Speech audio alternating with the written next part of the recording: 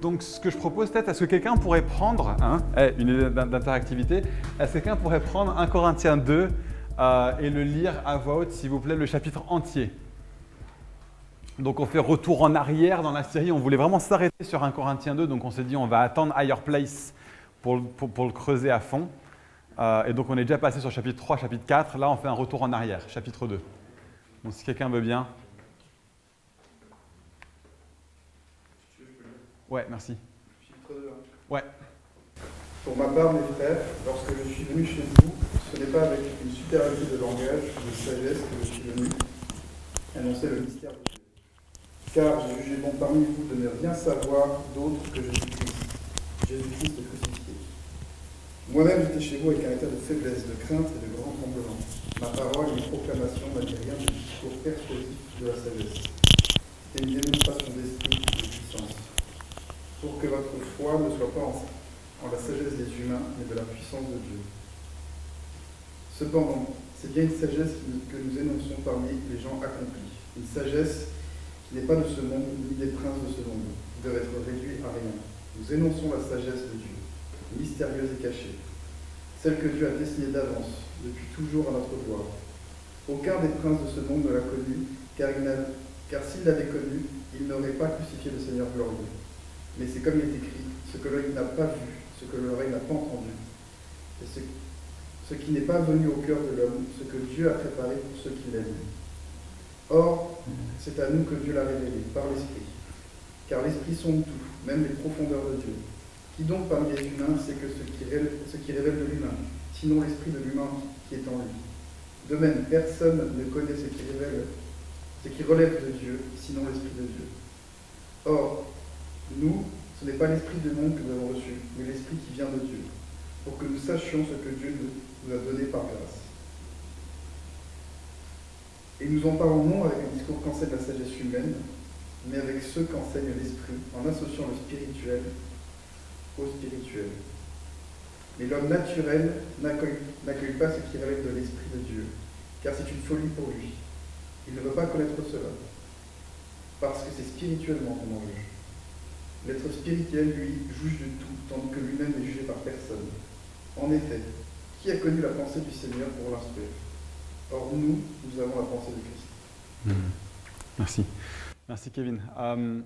L'être spirituel juge de tout. Tu vas en parler toi aussi, je pense, dans ta session, ce verset-là. L'être spirituel juge de tout. C'est basé là-dessus qu'on s'est dit, là, il y a un truc à faire au niveau du discernement, et je voulais juste vous montrer, j'ai l'impression que c'est pas forcément le centre de ce texte, en vrai. C'est pas le centre de ce texte. Souvent, quand je prêche, je cherche à trouver quel est le centre de ce texte, certains disent quelle est la pointe du texte, et d'aller là-dessus. Je me suis dit, pour ce passage-ci, je voulais montrer quel est le centre du texte, comme ça au moins vous avez une compréhension du passage. Mais je me dis, il y a tellement un truc à faire au niveau du discernement, et comme Paul en parle et qu'il y fait référence, c'est là-dessus qu'on va s'arrêter. Je voulais juste faire un petit survol du texte. Donc, je pense que Paul, dans ce passage, le thème principal, en vrai c'est l'Évangile. On pourrait dire ça de n'importe quel texte, mais je pense plus particulièrement de celui-ci. Paul dit que l'Évangile lui-même, c'est l'Évangile qui est la sagesse de Dieu. Et il continue en parlant de cet Évangile, qu'est-ce qu'il est, comment ça marche, comment ça se passe vis-à-vis des gens qui le contredisent et comment est-ce que nous, on doit l'aborder. Cet Évangile, le monde ne peut pas le connaître par lui-même. Mais nous qui sommes croyants, c'est Dieu qui nous a rendus spirituellement vivants. Et cet évangile, il ne s'explique pas de façon humaine. Mais celui qui n'a pas été rendu vivant ne peut pas comprendre l'évangile parce que c'est spirituellement qu'on en juge. Par contre, celui qui a été rendu vivant, tous ceux dans cette pièce qui ont mis leur confiance en Christ, ceux qui ont été rendus vivants, celui-là n'est pas condamnable à cause de l'évangile. Et il fait super attention à ce qu'on enseigne. Il juge de tout et il n'est lui-même jugé par personne. Cette idée de ne pas être jugé par personne, c'est encore une des conséquences de l'évangile de Dieu. C'est une des conséquences de la grâce de Dieu. On va parler cet après-midi, je vais faire un petit machin sur c'est quoi la différence entre la conviction de péché et la condamnation. La conviction de péché, c'est quelque chose que l'Esprit suscite encore en nous, même après notre conversion. La condamnation, par contre, c'est un truc qui est du passé, à cause de ce que Dieu a fait par l'Évangile. Et je vais parler de la différence et comment on le repère. Mais en vrai, je pense que il y a un souci énorme dans ce texte par rapport au discernement. Et pour moi, c'est un des enjeux majeurs de l'Église au XXIe siècle. Pourquoi? Parce qu'on vit dans un monde qui est pluraliste. Et plus ça va et plus il est pluraliste. On a découvert en fait que il y a plein de gens partout dans le monde, avec Internet, avec le fait de pouvoir voyager plus facilement d'un pays à un autre, communication d'informations, mélange de cultures, on se rend compte que on n'est pas, la plupart des gens dans le monde ne pensent pas comme nous. Et donc en fait, il y a plein de vérités potentiellement qui sont vraies. Comment on gère ce fait que même si la foi chrétienne est la foi majoritaire dans le monde, il y a largement plus de gens dans le monde aujourd'hui qui ne croient pas que Jésus est le Fils de Dieu que de gens qui croient que Jésus est le Fils de Dieu. Et pas seulement ça, au milieu de l'Église, particulièrement au milieu de l'Église protestante, il y a une diversité, il y a une pluralité qui est dingue, enfin, qui est partout. Et donc la question de savoir comment discerner, nous, comment savoir juger de tout, c'est un enjeu qui est énorme en fait pour nous. Comment est-ce qu'on discerne au niveau des différents enseignements? Et on va parler cet après-midi particulièrement d'avoir un cadre pour savoir quand on est sur Internet par exemple, comment est-ce qu'on peut essayer de trouver un cadre de pensée qui nous aide nous-mêmes à discerner ce qui est des enseignements qui sont bons et ceux qui ne le sont pas. Parce que franchement, bon, je vais en parler plus cet après-midi, j'allais juste dire Internet c'est génial et c'est aussi dangereux, mais j'en parlerai plus cet après-midi. Mais il me semble que dans ce texte, une des choses qu'on apprend sur le discernement, c'est que un message qui est conforme à la volonté de Dieu, un message qui est conforme à ce que Dieu dit, c'est d'abord un message qui est conforme à l'Évangile. La vérité centrale et principale de la foi chrétienne, c'est le message de l'Évangile. Et l'Évangile n'est pas… Parfois, on pense que l'Évangile, c'est le message pour les non-croyants, pour les aider à passer d'un statut de non-croyant à un statut de croyant. Alors qu'en réalité, Paul, il écrit aux Romains et il écrit à des chrétiens. Et il leur dit, il me tarde de venir et d'annoncer aussi l'Évangile parmi vous. L'Évangile n'est pas qu'un message pour les non-chrétiens, l'Évangile est aussi un message pour les chrétiens. Ce n'est pas qu'un message pour nous faire passer du statut de non-chrétien au statut de chrétien, c'est le message à travers lequel on mature en tant que chrétien. En vrai, c'est le seul message de toute la Bible et c'est le centre de ce texte. Et donc juste, je voulais faire un petit machin sur qu'est-ce que c'est que l'Évangile en fait. Bon, alors moi, je vous ai fait un petit schéma. Je pense que traditionnellement, on a souvent dit l'Évangile, c'est le fait que nos péchés sont expiés. Et c'est absolument vrai et on va le voir. Il y a peut-être quelque chose d'encore plus fondamental et cette idée est sortie à plusieurs reprises. Le quoi de l'Évangile, je dirais que c'est d'abord un message royal. Dans le contexte… purée, je vais prendre trop de temps dessus. Je suis passionné par rapport à ça en fait. C'est peut-être même là-dessus que je vais faire mon mémoire de master. Mais en gros, à l'époque, il y avait le mot evangelion, c'est le mot grec pour évangile. C'est une proclamation royale. Donc à l'époque, c'est un mot qui existait. Ce n'est pas les chrétiens qui ont inventé le mot evangelion. C'est un mot qui était utilisé quand un messager allait pour proclamer une bonne nouvelle concernant un roi. Donc soit le roi a eu un enfant, donc il y a un nouveau-né. Donc c'est d'héritage, ou bien parce qu'il y a un roi qui venait de mourir et donc son successeur est devenu roi, ou quand un roi gagne un combat sur le champ de bataille, tu avais le messager qui allait et puis qui arrivait dans une ville, qui ouvrait son rouleau, le rouleau s'appelle le Evangelion, la bonne nouvelle, et il disait « Oyez, oyez, il s'est passé quelque chose par rapport au roi ». Et on voit les anges dans le Nouveau Testament qui font ça. Aujourd'hui dans la ville de David, il est né pour vous un roi, ça c'est un évangile. Et on voit quand ils vont au tombeau, quand Jésus vient de ressusciter, celui que vous cherchez n'est pas ici, il est ressuscité. Quand Jésus monte aux cieux pour prendre sa place sur le trône de l'univers, lors de l'ascension, les anges descendent et ils disent « Pourquoi est-ce que vous regardez vers les cieux? Celui qui est monté aux cieux en descendra de la même manière. » C'est une proclamation royale. Et donc ça concerne, en fait, le message de l'Évangile, ça concerne le fait que Jésus est roi sur toute chose. C'est ça le message en tant que tel. Donc ça c'est le quoi. Mais il n'y a pas que le quoi. Il y a le comment. Comment c'est arrivé? C'est arrivé parce que Jésus a gagné la victoire sur l'ennemi et il a triomphé de lui et il l'a piétiné à travers la croix. Et c'est là qu'on vient à Christ crucifié est ressuscité. Comment il l'a fait? Il l'a fait en gagnant. Et il a gagné comment? Il a gagné en mourant et il l'a gagné en ressuscitant. Donc voilà comment Jésus est devenu roi. Ça, c'est le comment de l'Évangile. Selon quel principe? Selon le principe de la grâce. C'est Dieu qui dit, c'est moi qui vais tout faire pour que vous ayez le cadeau. C'est moi qui vais tout faire, du début à la fin. Je suis celui qui vous sauve, celui qui vous appelle, celui qui a tout fait. Croyez en moi, mettez votre confiance en moi. Et donc nous sommes sauvés sur la base de la grâce seule, par la foi seule, en Christ seul. Donc le principe de l'Évangile, c'est juste le principe de la grâce. C'est le principe que tu ne fais rien pour mériter ton salut. C'est Dieu qui fait tout. C'est Dieu qui fait tout. Par quel moyen? Comment ça se fait que nous sommes au bénéfice de la grâce de Dieu? Comment ça se fait? Peut-être que je devrais mettre d'abord, en fait, celui-là. Pourquoi? Pourquoi? Pourquoi est-ce que Jésus est mort? Pourquoi est-ce que Jésus est ressuscité en ce qui nous concerne, nous? Il l'a fait, c'était lu dans le texte, pour que nous puissions connaître les bienfaits que Dieu nous a donnés dans sa grâce. Quels bienfaits? Qu'est-ce qu'on reçoit? C'est en vue de quoi que Christ est mort sur la croix? Allez, encore une fois. Pour qu'on ait la vie. Génial, la vie, ça c'est un bienfait, ça. D'autres bienfaits, qu'est-ce qui se passe? Hériter du royaume, oui. Toute bénédiction spirituelle dans les lieux célestes en Christ, oui.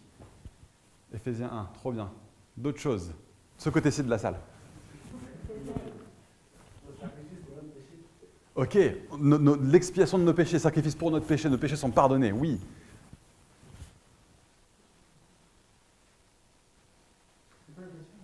Pourquoi est-ce que Jésus est mort pour nous? En vue de quoi? Quels sont les bienfaits qu'on en retire? Notre adoption. Hein? Notre adoption, on est adopté par le Père, oui.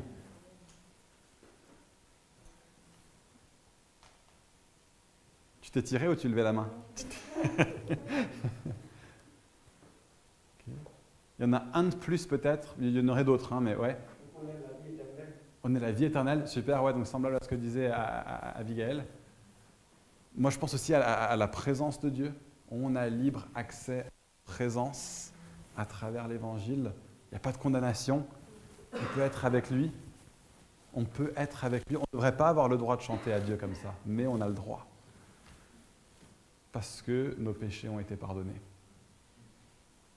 Comment ça se fait que nos péchés ont été pardonnés? C'est là où entre en jeu l'expiation. Christ est mort à notre place. Il a pris sur nous la mort que nous méritions. Il a pris sur lui la mort que nous méritions. Celui qui n'a pas péché est devenu péché pour nous, pour qu'en lui nous devenions la justice de Dieu. Nous qui étions injustes, nous sommes maintenant déclarés justes. Et parce que nous sommes déclarés justes, saints, parfaits, totalement acceptables, alors nous sommes acceptés dans la présence de Dieu.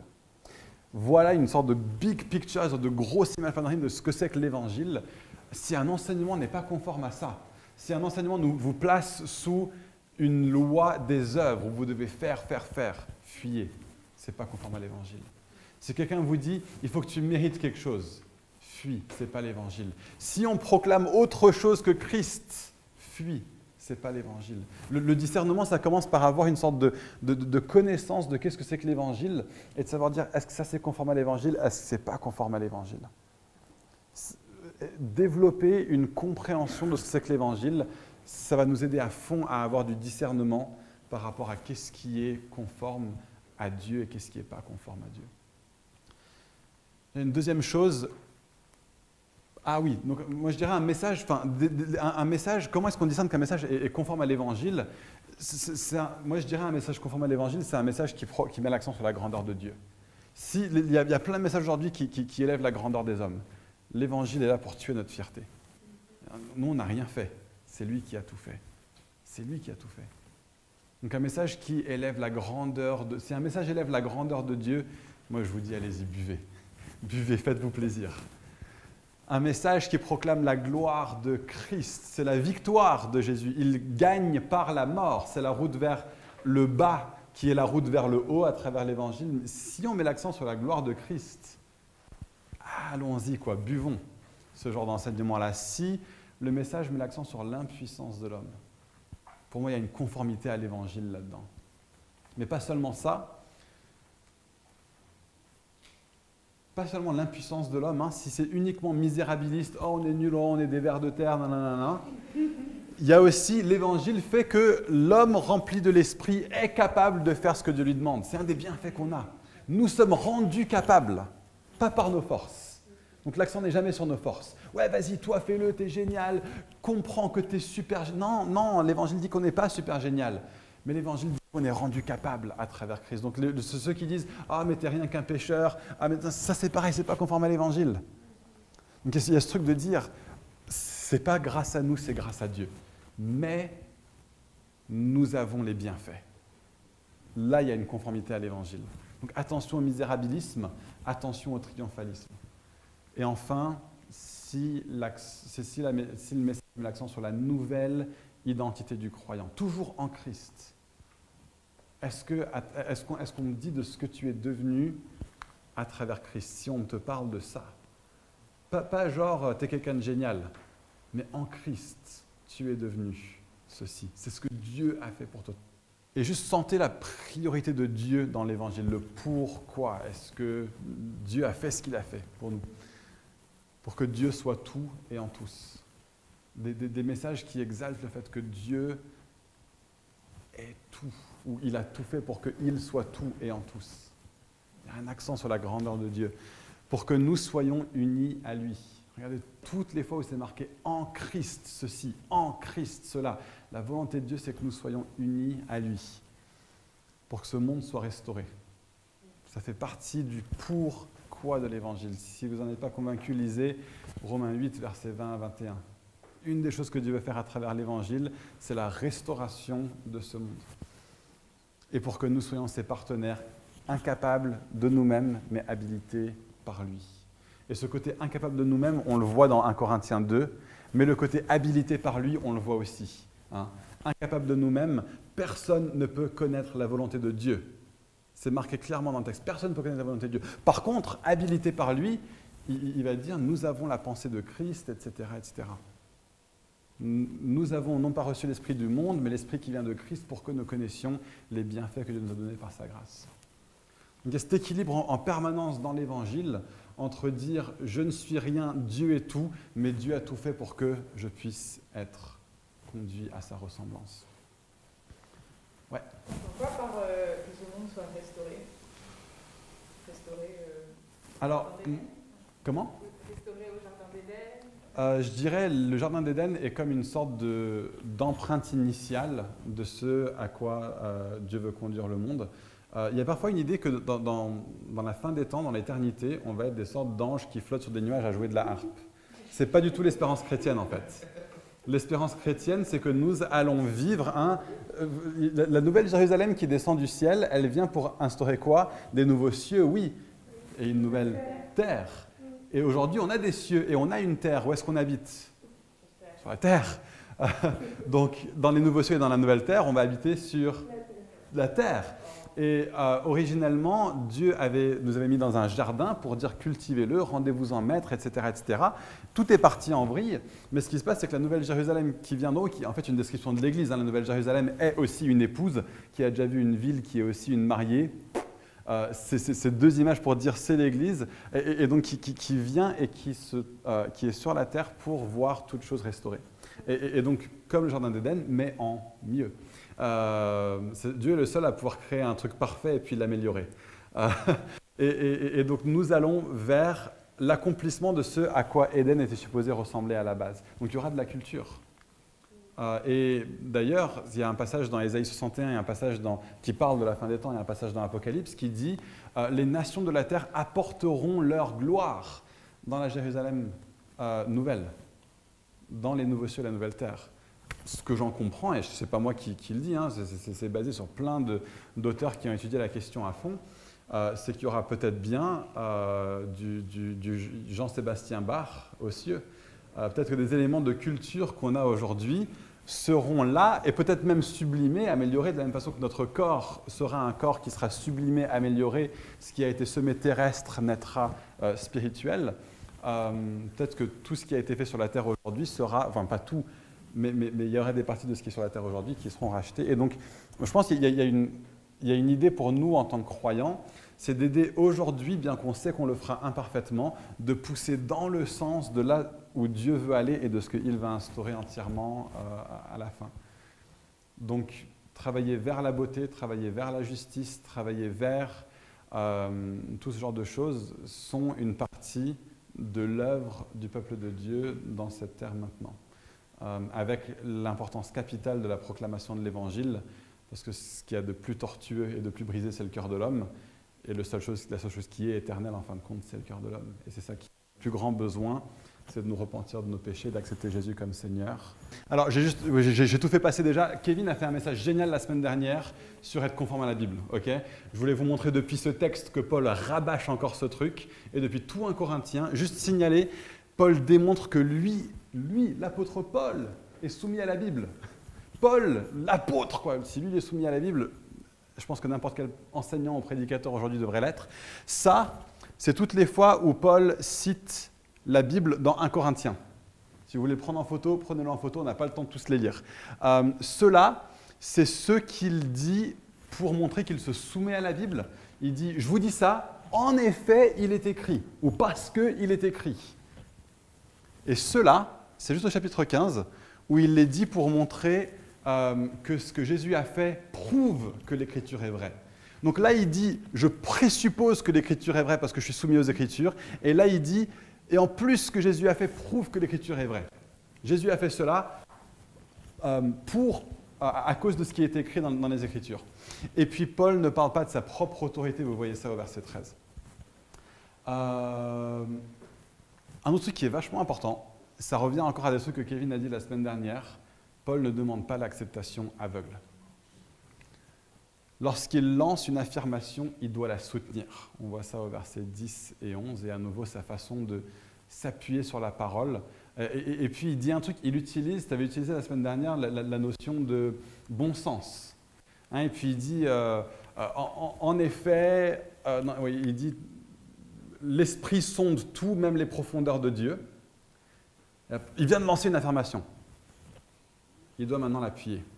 En effet, qui parmi les hommes peut comprendre, connaître les pensées de l'homme, si ce n'est l'esprit de l'homme qui est en lui-même? Il utilise du bon sens. Personne ne connaît les pensées de Dieu, sauf l'esprit de Dieu.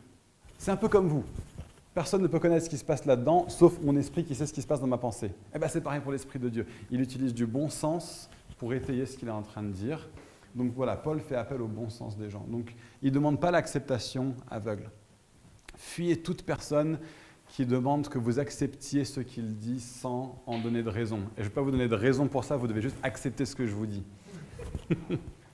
Non, ça me semble être du bon sens par rapport à tout ce qu'on vient de dire précédemment. Le discernement, c'est ça. Petit excursus. Comment est-ce qu'on repère les faux ministères? Je vais être très rapide là-dessus. Comment est-ce qu'on reconnaît le ministère de quelqu'un? Si quelqu'un a un ministère ou n'en a pas? C'est parce qu'il dit. Il vient et il dit « Ouais, moi je suis un évangéliste » ou « Ouais, moi je suis un prophète ». Non. C'est pas, parce qu'on voit la ligne là, c'est supposé être barré. Si on ne le voit pas parce que c'est très fin, il y a un trait là, je viens de barrer. C'est pas à ce que quelqu'un dit. Quelqu'un peut venir et se présenter comme quelqu'un, ça ne veut pas dire qu'il l'est. C'est assez fruit, pas assez mot. Voilà comment on reconnaît le ministère. Et l'attitude adoptée par quelqu'un qui aurait un ministère. Ah, moi je suis là, j'ai des trucs à apporter, je viens pour les apporter. Non. On la voit là, la ligne. J'aurais dû la faire en rouge. Ah. J'attends que les gens reconnaissent ce que j'ai à apporter et m'invitent à le faire. Voilà comment fonctionne la reconnaissance ou l'exercice d'un ministère dans l'Église. Toujours.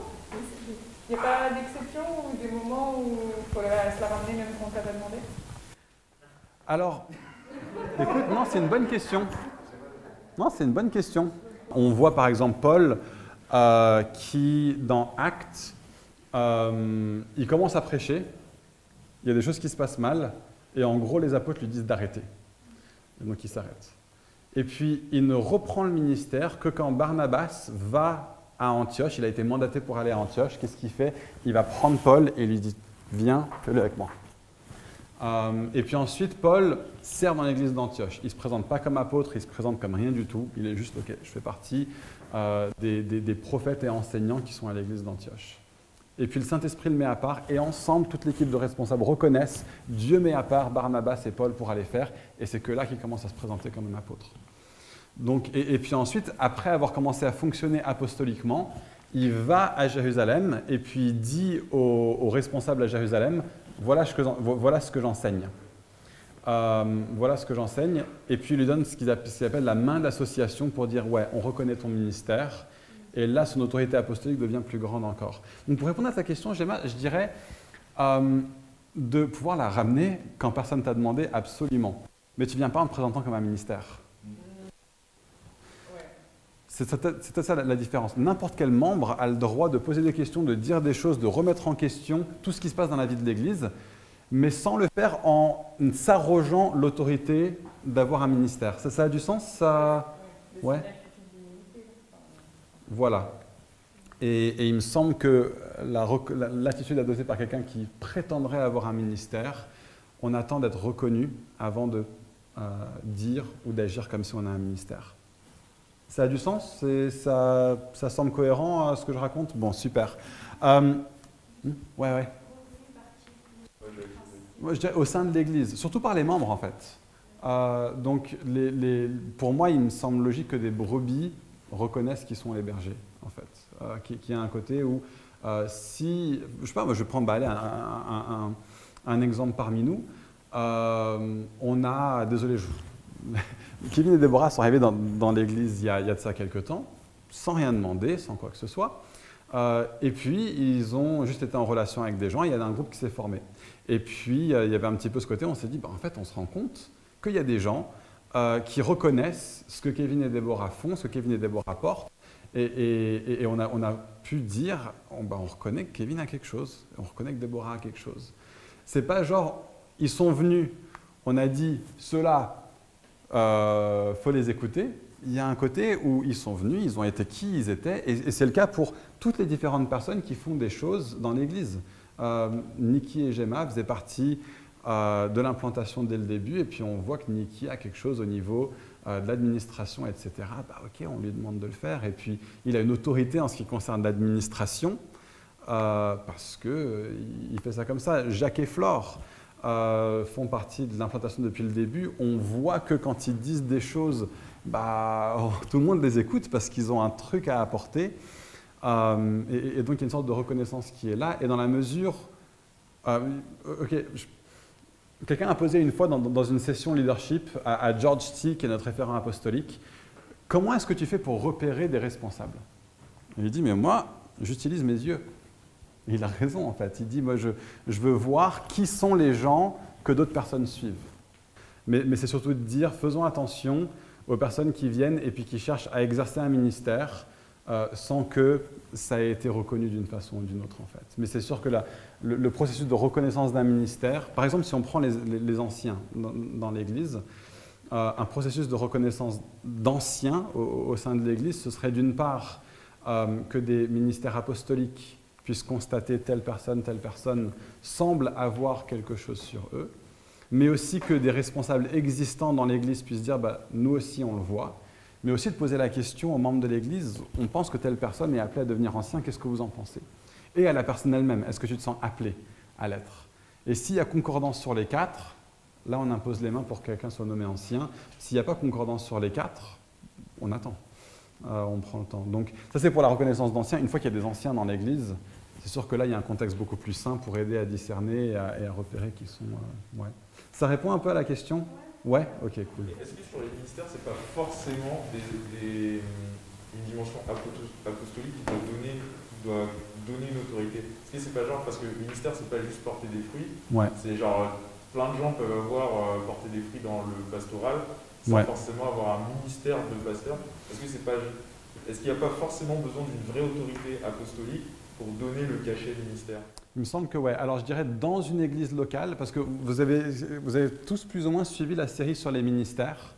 Je fais une distinction entre quelqu'un qui a une sensibilité, on va dire, pastoral et quelqu'un qui a un ministère de pasteur en tant que tel, un ministère translocal. Le ministère de pasteur translocal, je dirais oui, il doit être reconnu au niveau apostolique. Quelqu'un qui exerce du soin pastoral dans une assemblée locale pourrait être reconnu par des anciens de cette église locale. Donc par exemple, quelqu'un à qui on demanderait est-ce que tu pourrais faire de l'accompagnement pastoral pour telle ou telle personne, est-ce que tu pourrais être responsable d'une braise ou d'un groupe de maison. On n'a pas besoin d'attendre qu'il y ait un apôtre ou les responsables de l'église pour pouvoir donner ce... Je pense qu'au niveau translocal, oui, je pense que c'est important que ce soit un ministère apostolique qui donne cette reconnaissance. Au niveau local, ce serait un ministère apostolique qui donne la reconnaissance à ceux qui exercent l'autorité sur l'Église, donc les anciens. Et ensuite, les anciens ont cette capacité de reconnaître des sensibilités chez des gens et de demander à des personnes d'exercer tel ou tel rôle dans le sein de l'Église. Voilà, ça me semble... Ensuite, l'attitude adoptée, je viens pour dire ce qu'il faut faire. Plutôt, je viens apprendre comment font l'église dans laquelle je viens, par exemple, et je m'insère dans la dynamique donnée par les responsables. Donc ça, par exemple, je vous donnerai comme exemple parmi nous Gareth et Christina. Alors, Gareth et Christina, c'est des gens qui ont implanté des églises, qui ont vu des milliers de personnes converties à travers ce qu'ils ont fait, qui ont un appel clair pour aller implanter des églises. C'est entre guillemets des superstars du ministère. Ils pourraient se présenter comme ça. Ils ont porté un fruit qui est absolument massif. Ils arrivent à Fireplace, ils nous ont dit « Comment vous faites les choses ici? On a envie d'apprendre de votre part. » Mais attends, on est une implantation de 50 personnes, même pas. Enfin, on n'est rien et vous avez fait des trucs dingues. Non, mais nous, on est ici. Si on veut faire partie de cette église, on veut vous servir dans la dynamique que vous êtes en train de lancer et on veut se soumettre à ce que vous êtes en train de bâtir. Leur attitude, elle est dingue, quoi. Donc moi, je voudrais vraiment dire, on a des exemples parmi nous de personnes qui ont vraiment su venir et dire « je ne viens pas pour m'arroger quoi que ce soit, je viens sans présumer ». Et petit à petit, des gens reconnaissent et on est à fond pour dire aux gens bah, « prenez de la place, prenez de la place ». On ne veut pas monopoliser le ministère dans l'Église, on veut que plein de personnes puissent servir l'Église ensemble. Et avec ce vrai côté de dire bah, « je ne viens pas pour imposer ma vision, je viens pour pousser dans le même sens que la vision existante ». Donc, si ensemble, on peut avoir cette compréhension que c'est ce qu'on recherche, alors qu'on se donne... Enfin, c'est un peu risqué d'être une église où il n'y a pas le pouvoir qui est contrôlé et centralisé par une seule personne. Et pourtant, c'est profondément biblique que le pouvoir ne soit pas contrôlé par une seule personne. Parce que quand c'est contrôlé par une seule personne, c'est un peu comme une dictature. C'est genre, ouais, si le roi est bien, bah, ça se passe bien. Dès qu'il y a plein de gens différents, c'est genre, ah, on est constamment en train de rechercher qui fait quoi, etc., etc., qui peut commencer à rentrer dans le ministère. Et donc, la question se pose en permanence. Et là-dedans, il y a un risque. Et pourtant, le risque est encore plus grand si c'est une seule personne qui tient le truc, parce que d'une part, ce n'est pas biblique, et d'autre part, il y a un côté dictatorial, etc. Ouais. En gros, il y a un risque d'avoir un système décentralisé. Parce que ça veut dire qu'on a constamment le besoin d'être en discernement par rapport au ministère. Et tout le monde a besoin d'avoir ce discernement-là. Tu vois ce que je veux dire? mais le risque est moins grand que le pouvoir centralisé, carrément. Dans les deux, il y a un risque, il faut être conscient. Mais le risque dans le leadership décentralisé, c'est juste, soyons tous responsables. En fait, ça demande qu'on soit tous responsables. Il dit, personne ne peut connaître les pensées de Dieu si ce n'est l'Esprit de Dieu. Vachement important. Des gens viennent et puis se présentent comme s'ils peuvent connaître, et dire, ouais, Dieu dit que. Non. Personne ne peut connaître les pensées de Dieu si ce n'est Dieu lui-même. Alors oui, Paul dit aussi « nous », et ça veut dire tous les chrétiens. J'ai fait un travail sur le texte, est-ce qu'il parle que de lui et de Apollos en tant qu'apôtre, ou est-ce qu'il parle de nous tous qui sommes nés de nouveau en Christ? Et il me semble, au vu des textes et des commentaires, etc., et j'ai demandé à d'autres personnes qui savent de quoi ils parlent, ici à la fac, s'ils pensent que c'est plutôt nous, et c'est plutôt nous tous. Nous avons reçu l'Esprit qui vient de Dieu, et même nous avons la pensée de Christ. C'est dit dans le texte. Genre, on a la pensée de Christ. Est-ce que ça veut dire qu'on est infaillible? Non, pas du tout. Plutôt, on a la pensée de Christ, mais ça ne veut pas dire qu'on n'est pas soumis à la parole. On a la pensée de Christ toujours en soumission à ce que dit la Bible. Et l'Esprit Saint est un esprit communautaire. C'est pas genre, moi j'ai entendu un truc, ça veut dire que. Moi j'ai reçu un truc de la part de Dieu, ça veut dire qu'il faut qu'on fasse tous ça. Si quelqu'un vient et qui pense recevoir quelque chose de la parole de la part de Dieu, de la part de l'Esprit de Dieu, il le soumet et on l'évalue ensemble. Donc voilà, il y a ce côté, oui, on a la pensée de Christ, mais l'Esprit Saint est un esprit communautaire. Nous sommes tous le corps de Christ. Et juste un truc sur l'abus spirituel. Comment repérer l'abus spirituel? Qu'est-ce que c'est? C'est différent des autres formes d'abus, hein, des abus qui sont tout autant condamnables. J'allais dire voire plus, mais en fait pas forcément voire plus. L'abus spirituel est souvent, pas toujours, mais souvent, moins destructeur que l'abus physique ou émotionnel, mais il est souvent plus sournois et plus difficile à repérer, en fait. Donc un abus physique, forcément, je pense que c'est plus destructeur qu'un abus spirituel, mais ça peut être très sournois, l'abus spirituel. C'est l'abus de la vie de personnes pour des raisons spirituelles, ou c'est le contrôle de la pensée des gens à travers des moyens spirituels. Ces deux choses-là, c'est ça l'abus spirituel. Donc si quelqu'un cherche à abuser de la vie de personnes pour des raisons spirituelles, Dieu te dit que nanana, et qui cherche à contrôler ta vie, c'est de l'abus spirituel. Ou bien s'il se sert de moyens spirituels, donc la prophétie, le conseil pastoral, la prière, la Bible, la communauté, voilà. Tous ces moyens spirituels peuvent être utilisés pour contrôler la pensée et la vie des gens. La prophétie et la prière, ça peut vraiment créer une emprise sur l'autonomie d'une personne. Hein, le conseil pastoral peut mettre les gens dans une situation de « je suis dépendant de cette personne et du conseil qu'il me donne ». Le soin pastoral doit toujours conduire les gens vers l'autonomie et conduire les gens vers Christ d'ailleurs, et pas vers moi qui donne des conseils. Tu as besoin de moi pour te donner tes conseils, pour pouvoir avancer. Il faut que tu viennes à moi. Non. Je t'apprends à toi-même de façon autonome à aller à Christ et recevoir ce que tu as besoin de sa part à lui. Et de la prophétie, pareil, emprise sur l'autonomie des gens. Dieu te dit que. Un tel et une telle, il faut que vous vous mariez, c'est Dieu qui me l'a dit. Un tel, il faut que tu déménages, c'est Dieu qui me l'a dit. Emprise sur la vie des personnes à travers la prophétie. Usage de la prière. Utilisé pour... Il y en aurait d'autres, hein. Moi celui auquel je pense c'est celui-là. Utilisé pour souffler des choses aux gens sous guise de prière. Une fois un responsable d'un ministère chrétien priait pour moi et disait « Seigneur, je prie vraiment que tu mettes à cœur à mon frère d'aller se former dans le nom du ministère auquel il appartient. » Attends, mon gars, si tu veux que je vienne me former dans ton école, dis-le moi en face, ce ne sera pas de la prière pour ça. Mais ça peut être autre chose, hein, mais parfois on essaie de glisser des choses aux gens alors qu'on prie pour eux. Quand on prie, on s'adresse à Dieu. Si on a un truc à dire aux gens, on le dit aux gens. De la Bible, passage prieur contexte pour des fins personnelles. Quelqu'un m'a dit une fois, je pense qu'il y a un truc qu'il faut que tu saches, Nathan.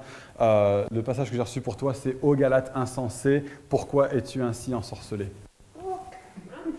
Ah ouais, ok, le passage prieur contexte fait plaisir, boum, abus spirituel. Usage erroné de la communauté, enfermement, mentalité de... on veut être une famille. Mais si on veut être une famille aux dépens de nos relations extérieures, si on veut être une famille aux dépens d'une vie avec une autonomie, on tombe dans une mentalité de clique ou une mentalité de secte. Donc, faisons attention à l'abus spirituel, faisons attention, nous, de ne pas devenir des abuseurs spirituels. Faisons attention, nous, à ne pas nous trouver sous la coupe d'abuseurs